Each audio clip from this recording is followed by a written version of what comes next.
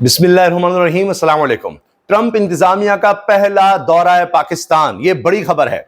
इससे पहले भी एक दौरा अमेरिका की तरफ से हो चुका है कुछ अहम शख्सियात का, जिनमें डॉक्टर्स हैं, ताजिर हैं, उनका ताल्लुक तहरीक इंसाफ से था, लेकिन वो दौरा और तरह का था। उस पर तो अब अंसार अब्बासी साहब ने पूरी खबर भी शाया कर दी है, उस पर हम बाद में आते हैं। पहले इस दौरे की बात कर लेते हैं, जो कि ट्रंप इंतजामिया का पहला दौरा है पाकिस्तान है। अमेरिकी महकमा खारजा के अहदेदार समेत वफ्द अगले हफ्ते आएगा। अब इस वफ्त ने बात करनी है जो हमेशा अमेरिकी वफ्त करता है। बड़ा दुख और अफसोस होता है कि जी पाकिस्तान को एक ही नजर से अमेरिका की तरफ से देखा जाता है, और वो है जी दहशतगर्दी के तनाजुर में, कि उसके हवाले से क्या किया जा सकता है, क्या अमेरिका हमसे डिमांड कर रहा है, हम क्या कर सकते हैं, हमें किस तरह का ताउन चाहिए, यही बातें होती हैं। बाज़त के साथ हम आज तक ये नहीं कर सके कि पहली चीज हमारे यहां हो कि जी मईशत हो, कि किस तरह से हम आगे अपनी मईशत को बढ़ा सकते हैं, दो तरफा तिजारत को कैसे बढ़ा सकते हैं, वो चीजें बाद में आती हैं।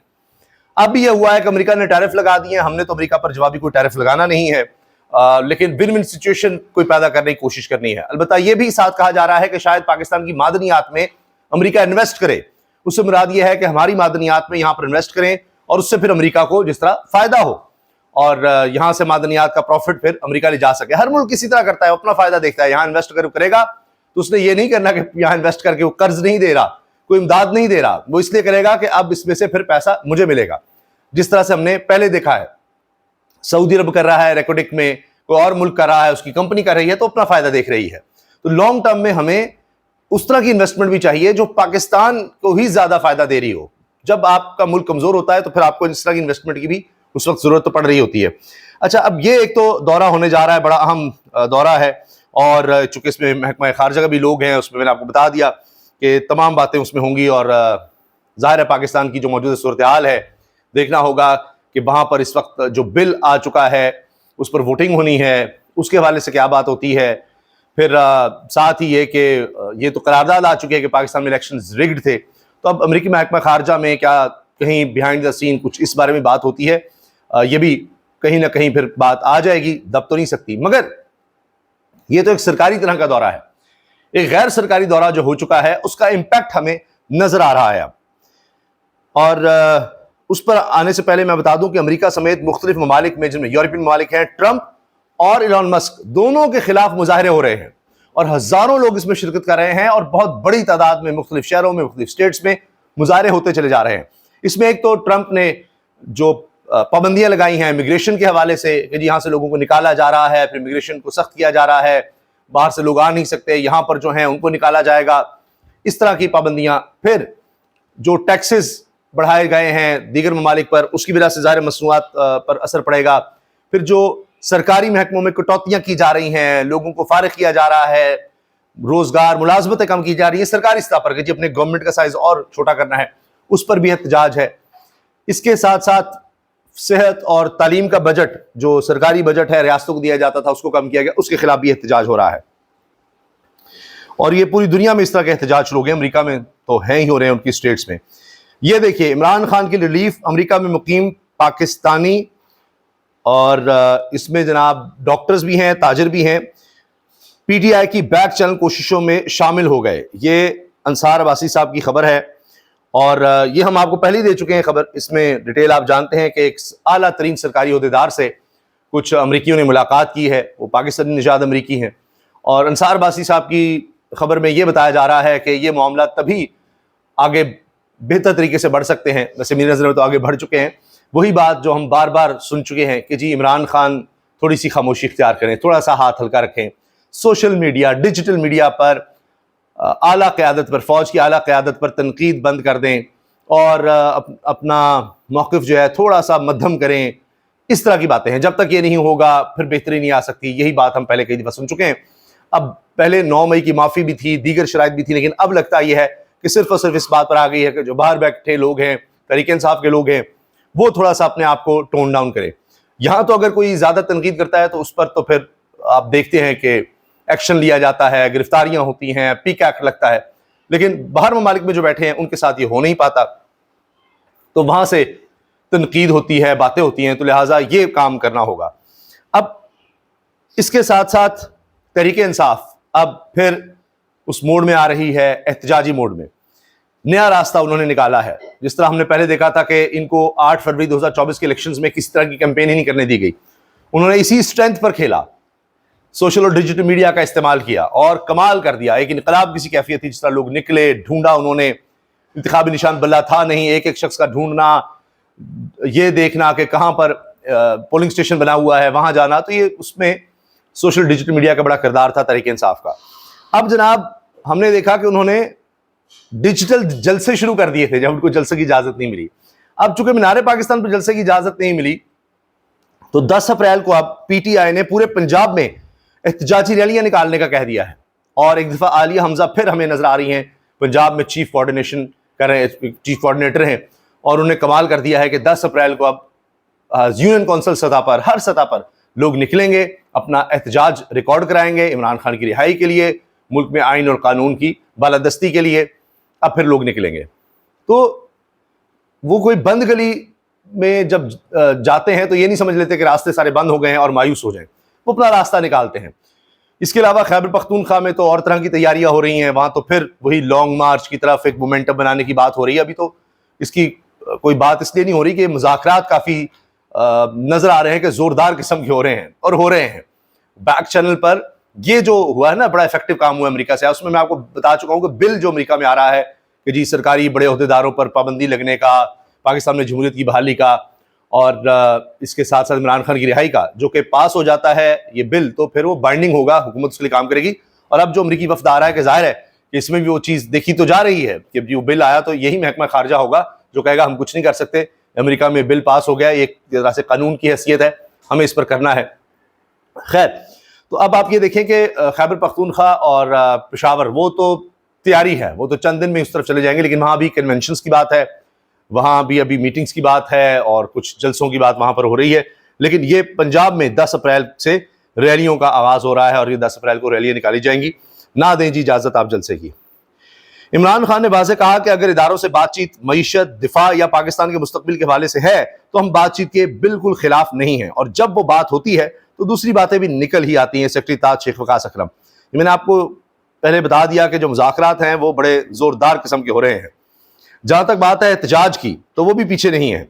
और मैंने आपको बता दिया कि 10 अप्रैल को जिस तरह तहरीक इंसाफ निकल रही है, उसमें अब ये सरवर बारी साहब, ये पतन के सरबराह जिन्होंने सबूत लिए और इलेक्शन कमीशन की वेबसाइट से लिए, किस तरह इन्होंने इलेक्शन में रिगिंग की है, किस तरह नवाज शरीफ को वोट डाले गए हैं, किस तरह एक ही हल्के में जनाब नीचे कुछ वोट हैं ऊपर कुछ वोट हैं, ये हो ही नहीं सकता।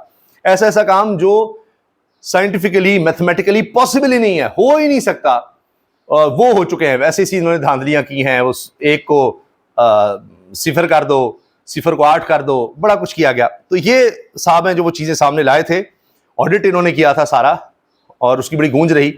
फिर ये ज़ेर-ए-ताब आए, इनके ऊपर छापे पड़े, इनके घर दफ्तर वगैरह पर। ये कहते हैं ये बेहतरीन और शायद सबसे मौजूद वक्त है कि जमहूरियत, आइन की बहाली और सियासी कैदियों की रिहाई के लिए एक मुसलसल मुहिम का आगाज़ किया जाए।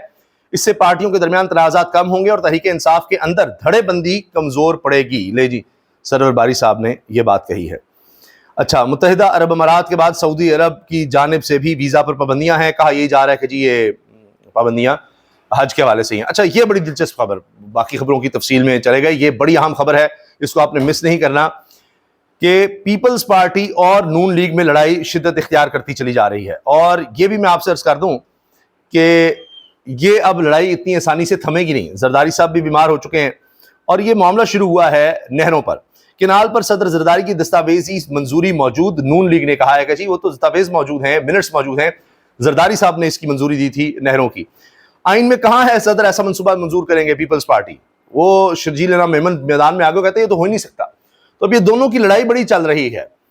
अब मैं इस पर आगे तफसील से अगली वीडियो में बात करूंगा। मैं इशारतन आपको बता दूं कि ये असल मसला ये है कि अब कश्ती रही है डूब, तो अब लगानी है छलांगे कि जी हम तो पीपल्स पार्टी ने कहना है, पहले दिन से ही इनके खिलाफ थे, अब इन्होंने हमें मजबूर कर दिया और जरदारी साहब है नहीं तो सुलह कैसे होगी। अब ये बात आगे बढ़ेगी और नून लीग पीपल्स पार्टी पे हमले कर रही है, पीपल्स पार्टी नून लीग पर यहां तक बेइज्जत किया जा रहा है नून लीग की तरफ से कि ये वही उसी तनख्वाह में काम करेंगे, ये नहीं हमें छोड़कर जा सकते, इन्होंने भी आईनी ओहदे लिए हुए हैं, अगर हमारी हुकूमत जाएगी तो इनके पास सदारत रहेगी, इनके पास ये सारे जी कि जी चेयरमैन सेनेट रहेगा, इनके पास गवर्नरी रहेगी सूबों की, इनके पास नायब ये जो जिस तरह कौमी असम्बली की डिप्टी स्पीकरशिप रहेगी, दीगर ओहदे इनके पास रहेंगे।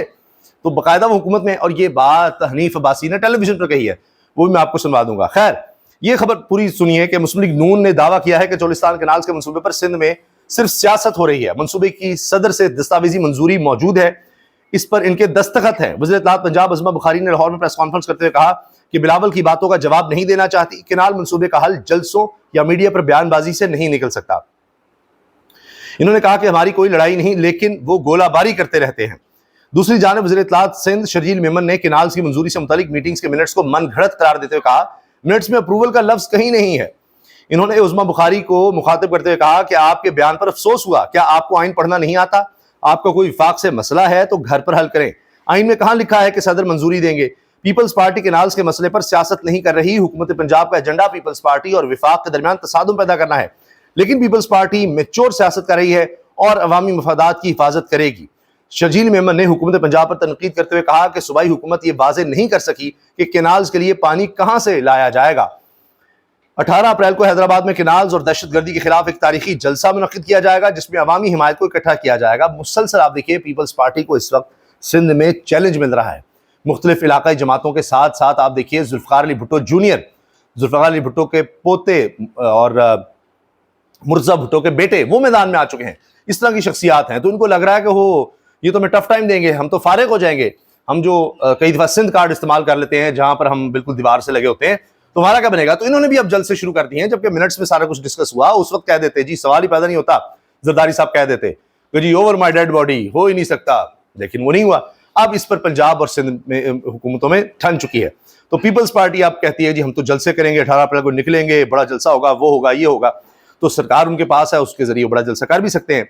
वज़ीर इत्तलात सिंध ने खैबर पख्तूनख्वा की हुकूमत पर तनकीद करते हुए कहा कि इनका फोकस अमन व आमा होना चाहिए। इल्ज़ाम लगाया गया पीटीआई ने माजी में तालिबान के साथ दोस्ताना ताल्लुकात की वकालत की थी। फिर हमारा जीना मरना अवाम के साथ है। पीपल्स पार्टी सिंध के हुकूक के लिए किसी भी हद तक जाएगी। देखा ना सिंध वाली बात। और इस बात पर जोर दिया कि कैनाल्स के मामले पर कोई समझौता नहीं होगा, अवामी जिद्दोजहद जारी रहेगी। ये देखिए, मेन फोकस क्या है? पंजाब हुकूमत को टारगेट किया है, कैनाल्स को टारगेट किया है। मियां नवाज शरीफ आइंदा हफ्ते लंदन जा रहे हैं। जंग अखबार लिख रहा है, कह रहा है, और जंग अखबार जब कहता है तो ऐसे तो नहीं कहता। तो उन्होंने शरीफ खानदान के बारे में जब कहा है तो फिर सोचिए। और मरीम साहब फिर जा रही हैं, पहले भी वो गई हैं मियां साहब के साथ, और वहां भी छोटी सी उनकी कोई सर्जरी थी, वो होती है। इनकी छोटी सर्जरी हो, कुछ इलाज हो, खांसी नजला जुकाम हो, कुछ भी हो, यहाँ पाकिस्तान में इलाज अवेलेबल ही नहीं है। यहाँ सिर्फ छापे अवेलेबल हैं शरीफ खानदान की तरफ से, जो अस्पतालों में मारे जाते हैं। इलाज बाहर ही हो सकता है। तो अभी जो हालात हैं उस पर मैं अगली वीडियो में बात करूंगा। उन हालात की वजह से भी जाया जा रहा है। और फिर शहबाज शरीफ भी वहां लंदन नहीं पहुंचेंगे, वहां पर फिर मीटिंग्स होंगी जो यहाँ नहीं हो सकती। वहां शहबाज शरीफ, नवाज शरीफ, मरीम नवाज साहिबा फिर इकट्ठे होंगे और इलाज साथ साथ चलेगा।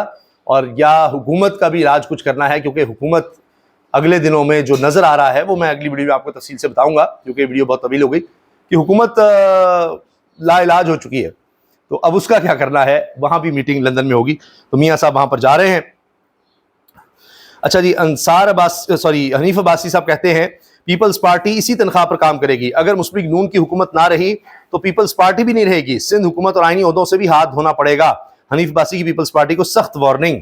ये देख लीजिए, अब ये वक्त आ गया है। हालत तो ये है कि अब तहरीक इंसाफ के निसार जट साहब कहते हैं कि जब उन्होंने देखा कि ये तो नून लीग और पीपल्स पार्टी की लड़ाई हो रही है, तो उन्होंने कहा नून लीग और पीपल्स पार्टी को लड़ते हुए देखकर मुझे तो मजा आ रहा है। ये हमारे सब्र का नतीजा है कि जिस तरह इन दोनों जमातों ने मिलकर हमें कॉर्नर किया। निसार जट पाकिस्तान तहरीक इंसाफ के रहनुमा ने ये टेलीविजन पर बात कही है। तो इसी से आप अंदाजा लगाइए जी कि अब हालात क्या हो गए हैं, किस तरफ जा रहे हैं। क्या पीपल्स पार्टी और नून लीग की लड़ाई को तहरीक इंसाफ एंजॉय कर रही है? मैं दोनों भाई से कहूँगा कि मुझे तो आज मज़ा आ रहा है कि पीटीआई ने बड़ा सब्र किया और आज ये नतीजा हमारे सामने आ गया कि दो जमातें जिन्होंने हमें कॉर्नर किया था, आज जिस तरह ये आपस में लगे हुए हैं। तो ये कह रहे हैं जी, जिस तरह हमें इन दोनों जमातों ने कॉर्नर किया था, आज ये देखें जिस तरह एक दूसरे के मुकाबले पर लगे हुए हैं, हमें तो अब मजा आ रहा है। वैसे मैं आपको बता दूं, तहरीक इंसाफ को आने वाले दिनों में और मजा आने वाला है। वैसे वो भी आपको दिखाएंगे। ये देखिए, ये देखिए, सर मैं दोनों भाइयों से रिक्वेस्ट करूंगा कि मुझे तो आज मजा आ रहा है कि इन्नल्लाह मा साबरीन, पीटीआई ने बड़ा सब्र किया और आज ये नतीजा हमारे सामने आ गया कि दो जमातें जिन्होंने हमें कॉर्नर किया था आज इस तरह ये आपस में लगे हुए हैं। हसन मुर्जा साहब कह रहे थे ना ये पंजाब का मसला है, ये सिंध का मसला नहीं, पानी पाकिस्तान का मसला है। जिन हालात में से पाकिस्तान की पॉपुलेशन बढ़ रही है, जिन हालात में से हम गुजर रहे हैं, ये पूरे पाकिस्तान का मसला है। अच्छा बेसिकली ले जी, बाकी बात ठीक है कि किसी एक सूबे का नहीं है, पूरे पाकिस्तान का मसला है। अगर आप पंजाब में भी बात करें तो बड़ी खौफनाक सूरत हाल है और जो वाटर बेड है वो बहुत खतरनाक तक नीचे चला गया है। इस वक्त बारिशें भी नहीं हुई और हमारी फसलों के लिए भी पानी नहीं बचा। फिर ये कहा जा रहा है सिर्फ पीने के लिए रह गया है। हमारे डैम्स डेड लेवल से नीचे जा चुके हैं, लेकिन हुकूमत को इस तरफ कहीं आप बात करता नजर नहीं आएंगे। आज भी हुकूमत को यह है कि ओए खान रिहा ना हो जाए, ओहो क्या बनेगा, रिहा हो गया तो हम फारिग हो गए। और वो लगता यही है कि मामला शायद उसी तरफ जा रहे हैं, इसीलिए उनकी परेशानी कुछ गलत भी नहीं है। इसलिए मियां नवाज शरीफ साहब का दोबारा लंदन जाना भी कुछ गलत नहीं है। अगली वीडियो में इस पर तफसील से बात करेंगे। अल्लाह हाफिज़।